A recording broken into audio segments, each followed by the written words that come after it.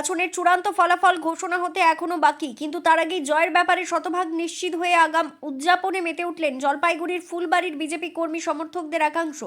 বৃহস্পতিবার ফুলবাড়ির ব্যাটালিয়ন মোড় এলাকায় দেখা গেল এক উৎসবমুখর পরিবেশ। সেখানে দলীয় কর্মীরা একে অপরকে গেরুয়া আবির মাখিয়ে এবং জয়ধ্বনি দিয়ে রীতিমতো বিজয় উৎসবে মেতে ওঠেন। বিজেপি কর্মীদের দাবি, এবারের নির্বাচনে পশ্চিমবঙ্গে যে রেকর্ড পরিমাণ ভোট গ্রহণ হয়েছে তা সরাসরি পরিবর্তনের ইঙ্গিত দিচ্ছে। তাদের মতে সাধারণ মানুষের এই স্বতঃস্ফূর্ত অংশগ্রহণ প্রমাণ করে যে এবার বাংলায় বিজেপি একক সংখ্যাগরিষ্ঠতা নিয়ে সরকার গড়তে চলেছে। দেখুন, কালকে 23 তারিখে প্রথম দফা ভোট হয়ে গিয়েছে, প্লাস কালকে 29 তারিখ ভোট হয়ে গেছে। কালকে যা ভোটের পার্সেন্টেজ 92% উপরে রয়েছে এবং ইলেকশন কমিশনার এবং রাজ্য পুলিশকে অনেক অনেক ধন্যবাদ জানাই।